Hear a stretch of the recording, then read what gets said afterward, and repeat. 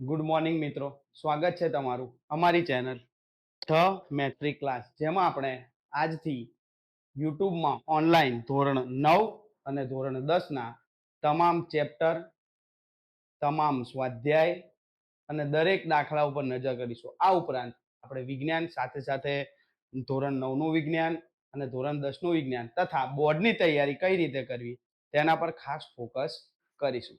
તો ચાલો આજથી જ શરૂઆત કરીએ આપણે આપણા ક્લાસની. આજે આપણે ધોરણ 9માં અગત્યનું એવું ચેપ્ટર, વિભાગ ડી માં પૂછાતા હોય એવા પ્રશ્નો અને સૌથી સહેલું એવું ચેપ્ટર શરૂ કરીશું. ચેપ્ટર નંબર 3, ધોરણ 9, યામ ભૂમિતિ. તો મિત્રો, તમે બધાએ જોયું હશે, અત્યાર સુધી સંખ્યા રેખા તો તમે બધા ભણ્યા જ છો. તો અત્યાર સુધી સંખ્યા રેખા કઈ રીતે ભણ્યા કે સાહેબ, અહીં ઉગમ બિંદુ આવે, અહીંથી ચાલુ કરો 0 થી 1 2 3 4 5 6 7 જ્યાં સુધી લંબાવો ત્યાં સુધી. આ બાજુ આવો એટલે 1 2 3 4 5 6 અને 7 જ્યાં સુધી લંબાવો ત્યાં સુધી. આ બાજુ ધન પૂર્ણાંક આવશે, આ બાજુ ઋણ પૂર્ણાંક આવશે. તો એ જ રીતે જ્યારે બે સંખ્યા રેખાઓ ભેગી મળે ત્યારે આપણને બે યામ મળે છે, એક એક્સ યામ, એક વાય યામ. આ ઉપરાંત ઋણ પૂર્ણાંક પર એક્સ ડેશ એટલે કે એક્સ બીજો યામ અને વાય ડેશ. બરોબર, એક્સ ડેશ પર આવશે ઋણ પૂર્ણાંક અને વાય ડેશ પર આવશે ઋણ પૂર્ણાંક. આપણે જોઈએ કઈ રીતના પ્રશ્નો પૂછાય છે પરીક્ષામાં. તો એ પહેલા થોડીક માહિતી લઈ લે. આને કહીશું આપણે પ્રથમ ચરણ.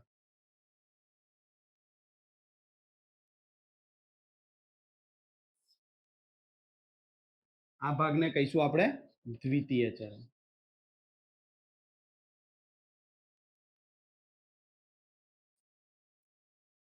આ ભાગને કહીશું તૃતીય.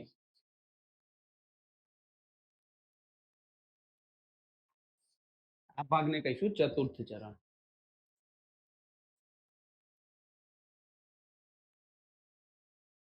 હવે તમે જોઈ શકો છો મિત્ર, પ્રથમ ચરણમાં કેવા બિંદુઓ આપણને મળી શકે. તો સાહેબ, એક્સ યામ પર આપણને ધન મળી શકે અને વાય યામ પણ શું મળે છે? ધન. તો કેવા બિંદુઓ મળે? ધન ધન, એક્સ ધન અને વાય પણ ધન.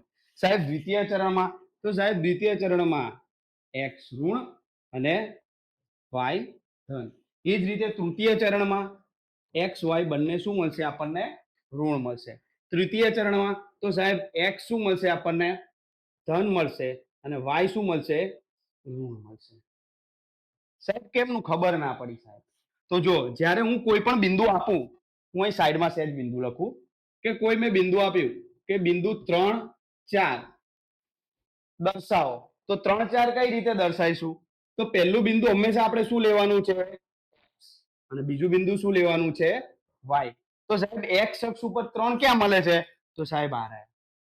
વાય અક્ષ ઉપર 4 ક્યાં મળે છે સાહેબ? તો આ રહ્યા. તો બંનેને જ્યારે હું જોડીશ તો મને બિંદુ ક્યાં મળે છે? અહીંયા. ક્યાં મળે છે? અહીંયા. 3 4 બિંદુ મને ક્યાં મળશે? અહીંયા. તો એ કયા ચરણમાં આવ્યું? તો એ પ્રથમ ચરણમાં. બંને બિંદુ કેવા હતા? તો સાહેબ બંને બિંદુ ધન હતા. એટલા માટે ધન ધન એ ક્યાં મળશે મને? પ્રથમ ચરણમાં. એ જ રીતે હું એમ કહું ઋણ ધન, તો એ ક્યાં મળશે? દ્વિતીય ચરણમાં. સાહેબ ઋણ ઋણ ક્યાં મળશે? તૃતીય ચરણમાં. ધન ઋણ ક્યાં મળશે? ચતુર્થ ચરણમાં. આ આપણા 4 ચરણ છે.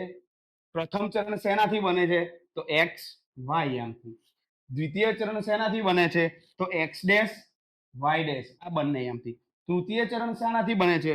તો એક્સ ડેશ યામ વાય ડેશ યામથી. એ જ રીતે ચતુર્થ ચરણ એક્સ યામ તથા વાય ડેશ યામથી બને છે. પ્રશ્નો કઈ રીતે પૂછાય છે સાહેબ? તો પ્રશ્નો ઉપર થોડી ચર્ચા કરીએ. બસ આનાથી વિશેષ કઈ છે નહીં. આનાથી વિશેષ એક વસ્તુ રહી છે જે તમને સમજાઈ દઉં.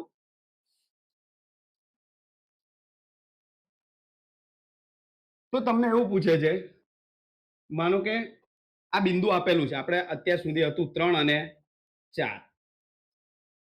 તો ભુજ અને કોટી જણાવો. શું જણાવવાનું છે? ભુજ અને કોટી.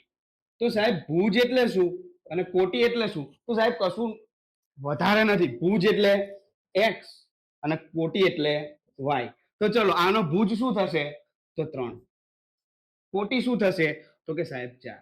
ગમે એવા પ્રશ્નો ખાલી જગ્યામાં વિભાગ ડી માં ચોથા વિભાગમાં તમને 4 પ્રશ્નો પૂછાશે આવા કે નીચે આપેલ આલેખ પરથી નીચે આપેલ યામ પરથી જણાવો કે આના ભુજ અને કોટી કોણ છે.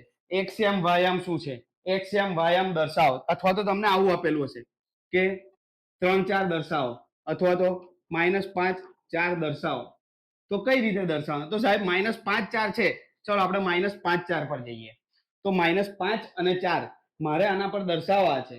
તો -5 પહેલું હંમેશા શું લઈશું? એક્સ સાહેબ. બીજું હંમેશા શું લઈશું સાહેબ? તો કે વાય. તો x5 -5 ક્યાં મળશે?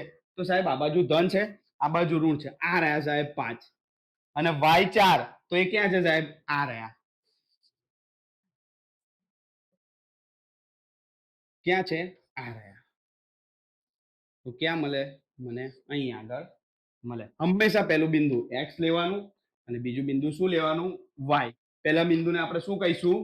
ભુજ. બીજા બિંદુને શું કહીશું? કોટી. ચલો આટલું રેડી. આનાથી વિશેષ કઈ નથી. હું એમ કહું કે આ બિંદુ કઈ જગ્યાએ કયા ચરણમાં આવશે સાહેબ? તો આ બિંદુ કયા ચરણમાં આવ્યું ભાઈ?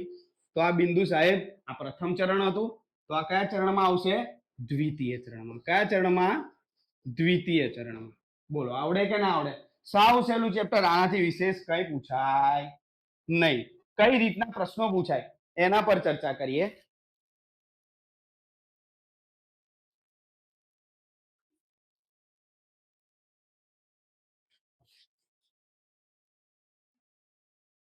તો પહેલા તો તમને પૂછાઈ શકે છે ભુજ અને કોટી વાળા પ્રશ્નો. ભુજ અને કોટી વાળા પ્રશ્નો. તો સાહેબ આ તો આવડે. હવે ગમે ત્યાંથી ઉપરથી ભગવાન આવીને કે તોય ખબર પડે સાહેબ ભુજ એટલે એક્સ. ભુજ એટલે એક્સ. સાહેબ કોટી એટલે વાય. કોટી એટલે વાય. બરોબર. બીજા કેવા પૂછાશે? કે બિંદુ દર્શાવવાના પૂછાશે. કેવા? બિંદુ દર્શાવો. કેવા બિંદુ હશે?